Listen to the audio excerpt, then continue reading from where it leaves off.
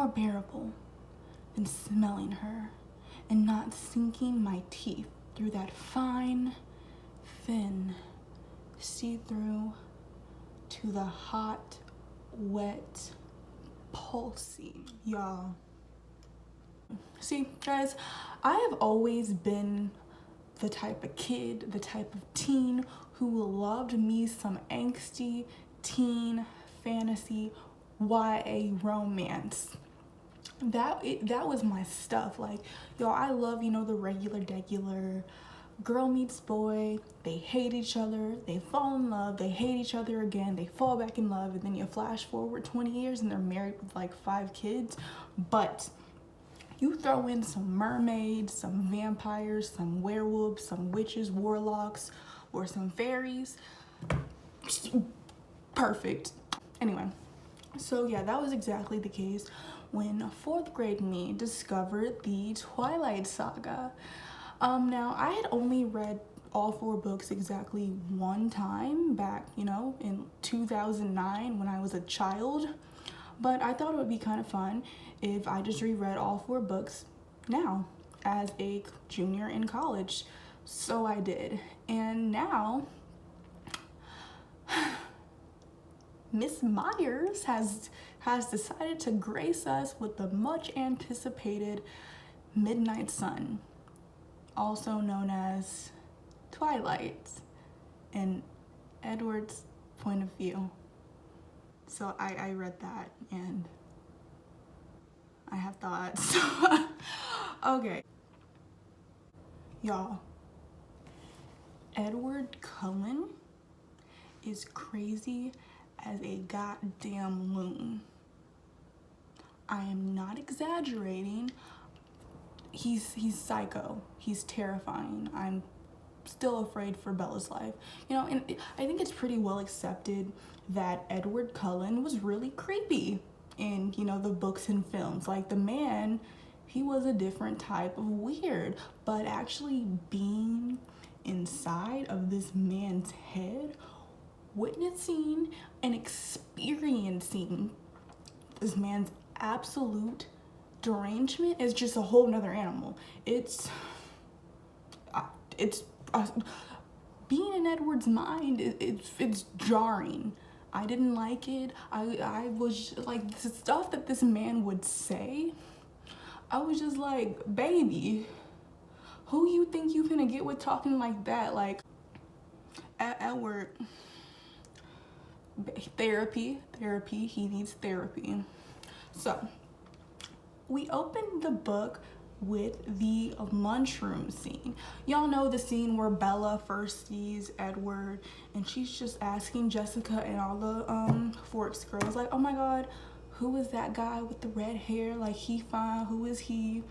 And all that stuff. So Edward is like noticing her and everything, and he's just like, yeah, I'm not even interested in old girl. Like, she looked basic as hell. Like, she ain't even all that cute. Like, I don't even know why everybody's just like going all like, ooh, look at Bella. That's pretty much what he's like. He literally just like doesn't, like, he thinks she's boring. Like, he doesn't care about her. He literally was just like, yeah, she looks plain as hell.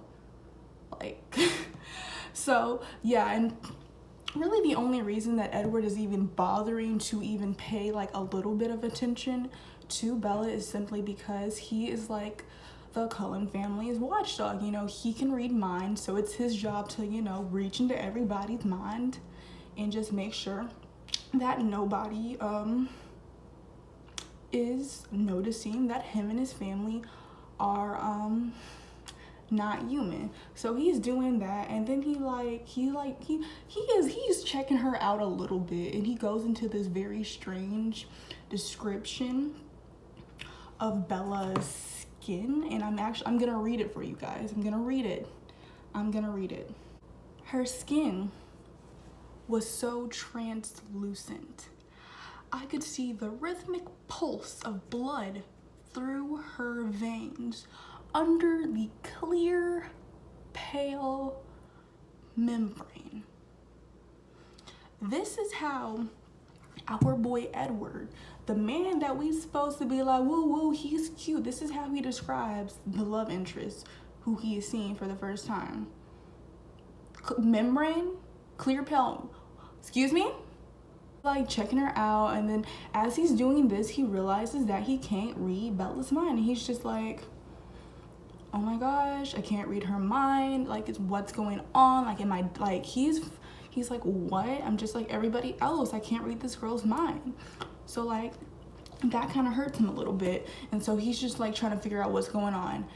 And yeah, so we flash forward and we at the famous biology lab scene. Y'all know the scene where Bella walks past that fan, the papers start blowing everywhere, and Edward looks like he's gonna spontaneously combust because Bella stank so bad. Now, we know that Edward doesn't really think that Bella stinks. He actually thinks that she smells good enough to eat.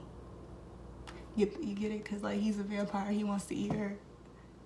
Wink. Y'all, this scene is so frightening. Like, I hope y'all didn't think I was playing, because I wasn't playing when I said this man is somebody's serial killer.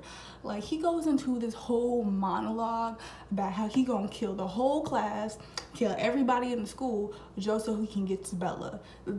Y'all, he's like, okay, so he's like, all right, if I kill the girl first, they give me 15 to 20 seconds before the rest of the class reacts. Now, she's not gonna scream or feel any pain because I might be a deranged serial killer, but I have manners. I'm a man of the 20th century, and she's not gonna feel any pain when I murder her.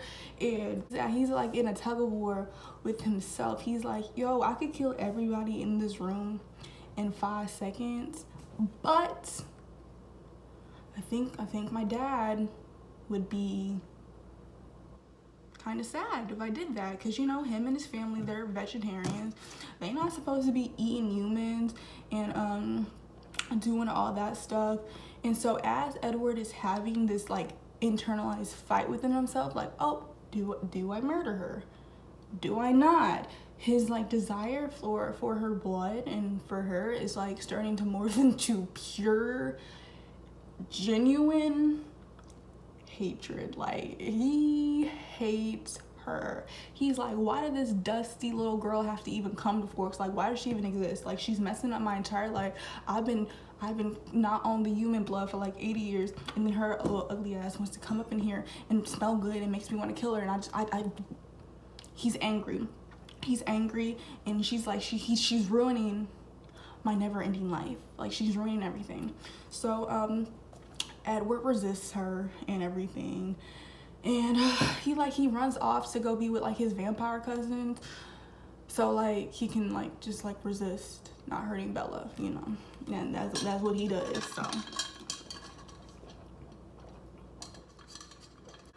So he comes back a few weeks later from his little Bella vacay.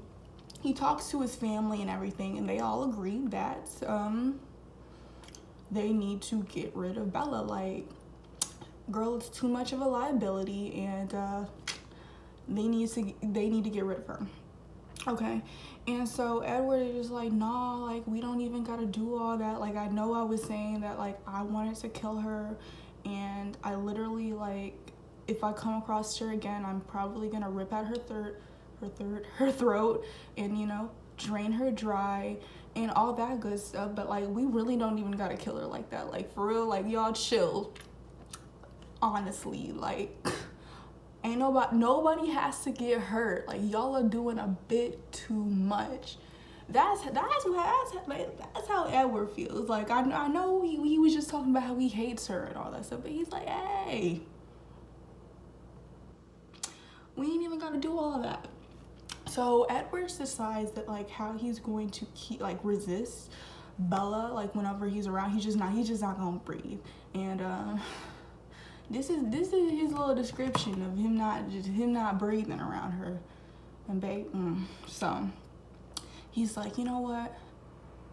It's more bearable than smelling her and not sinking my teeth through that fine, thin, see-through to the hot, wet, pulsing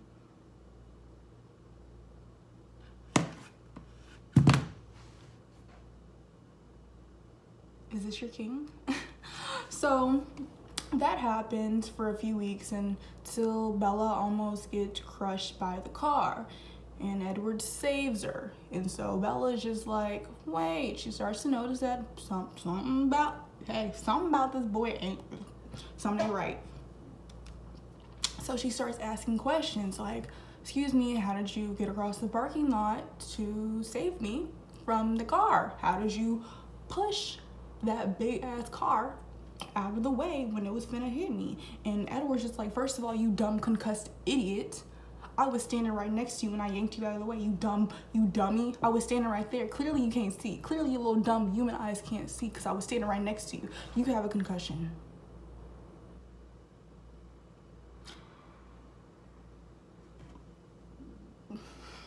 Are we supposed to root for them?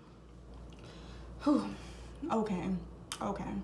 So at this point, Edward decides that he's gonna be Bella's little guardian vampire of sorts, and he pretty much just starts stalking her. Like, he starts stalking her. He's like that dark figure in the corner, like, you know, like, I don't know. I like live by myself, so I see like a lot. I get scared at night. I'm scary. I've always had a roommate in college, so. But anyway, so you know, like when you wake up, and then you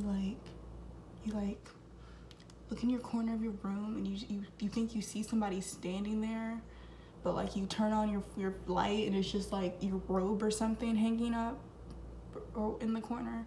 Yeah, that's not really what it is. It's Edward Cullen watching you sleep. It's Edward Cullen stalking you. Edward Cullen starts watching Bella sleeps, and it's so funny. It's so funny because he tries to, like, I don't know, what's the word I'm looking for?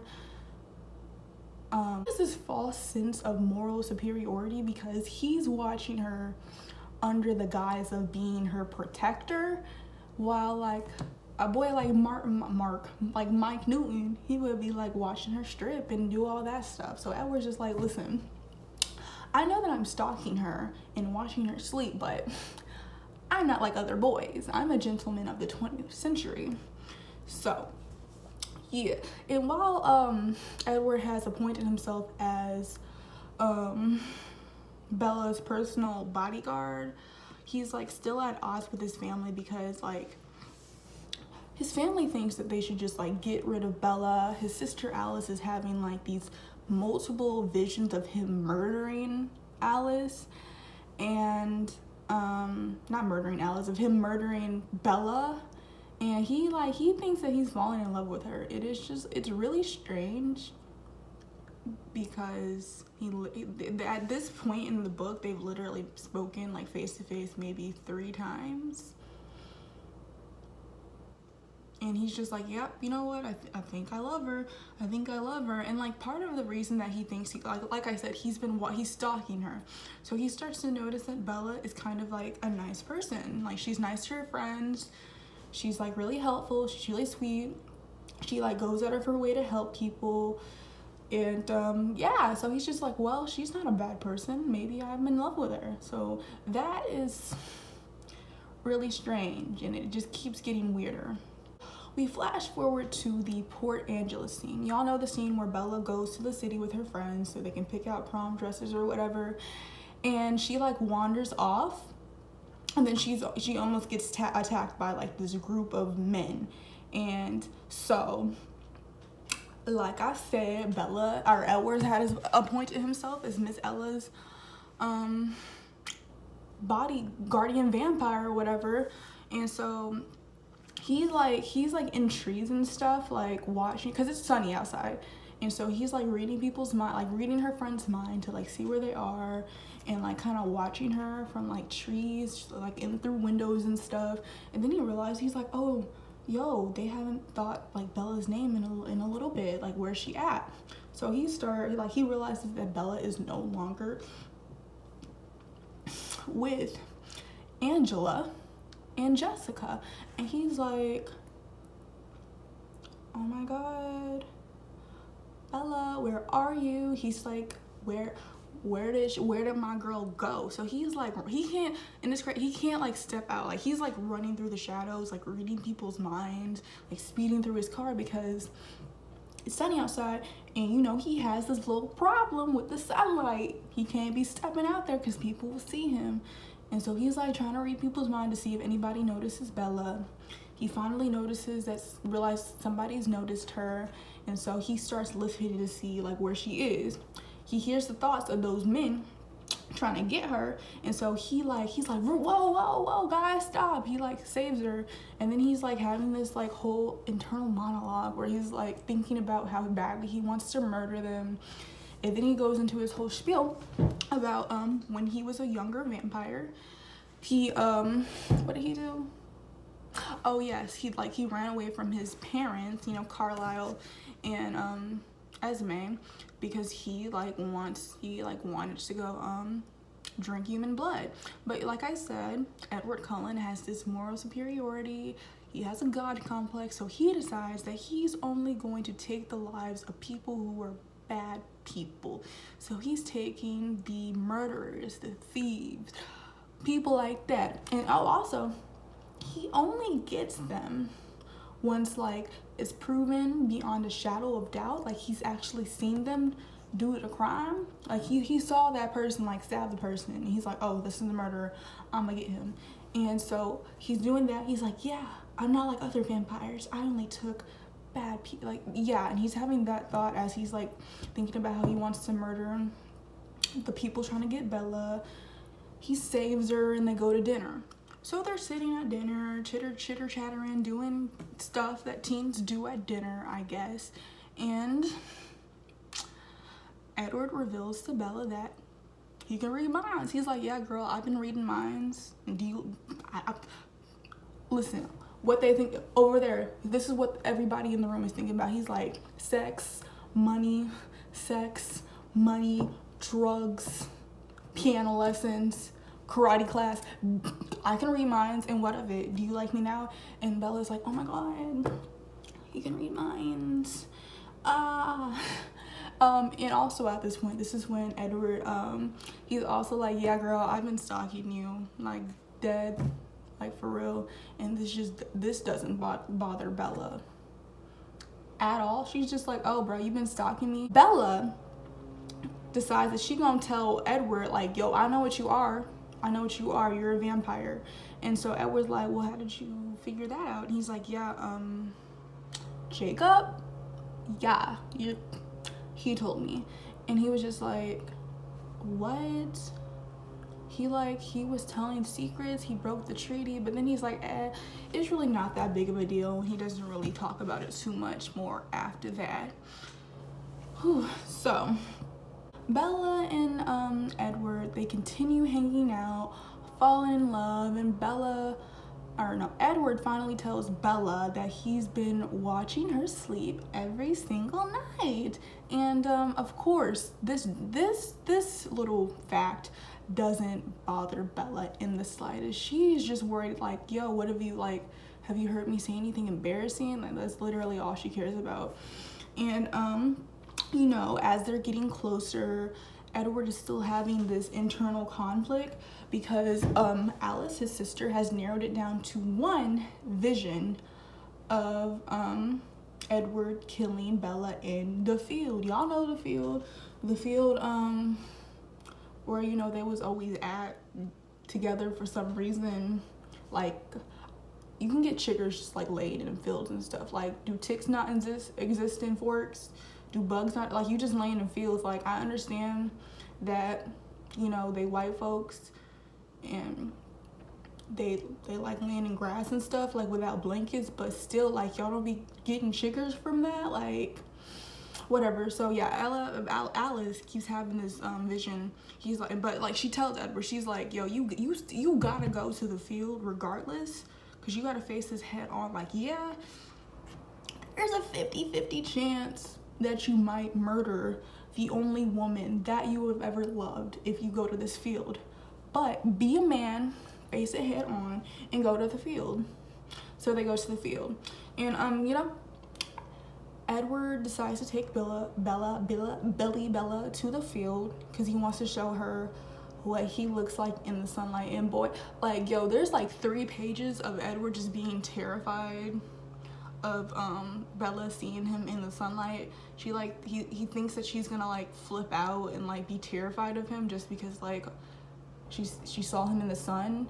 Y'all, this man, he glitters, he sparkles. He looks like he's wearing body glitter. Why was he so afraid of this? I don't know. Stephanie, ma'am, if you're watching this, can you let us know, because that wasn't clearly explained, like why he was so afraid of looking like he was covered in a wee bit too much body glitter.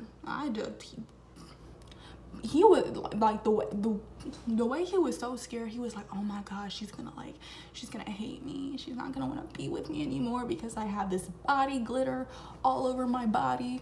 Spoiler alert, she did not care. She was like, oh my god, you're beautiful. So yeah, and also he doesn't kill her in the field. They survive. They make it out alive. Okay, so after the dang sparkle field scene, Edward takes Bella to meet the family. Everybody likes Bella except Rosalie. Rosalie like hates Bella because she thinks Bella's an idiot, which, I mean, I don't blame her. Like, literally, there's been so many red flags with Edward. Like, he's stalking you, he's watching you sleep, he was like really mean to you for no reason when y'all first met, he's a vampire, you know. And also the man's like 200 years old. Like I was saying, everybody's like, oh, we love you, Bella, you're so cool, la la la. And Rosalie she's like, no, I hate you. So that happens. Flash forward to the baseball scene. They playing ball, they doing vampire baseball stuff, hitting touchdowns, making home runs, all that good stuff. And 3 other vampires show up and they're like, hey, we heard you guys were balling, doing the sport stuff. Can we perhaps play? And they're like, cause you know, Bella's there with them, and you know, most like the Cullens and the vampire coven that Edward visited at the beginning of the story, those are like the only 2 vegetarian vampires known. And so they're like, you know, we got this human, bro. Like, I don't think that's the right thing to do. And so as this is happening, Edward's thinking like, oh my god, if they smell Bella, it's gonna be on and popping. It's gonna be on and popping. And then he realizes that he's like, oh my god, James is a tracker. If he smells Bella, it is going to be over with. He is not gonna stop searching for this girl until he gets her. Spoiler alert, there's a whiff of wind, and they smell her. And they're like, oh, and James is just like, this is what I imagine James doing when he smelled Bella. He was like this.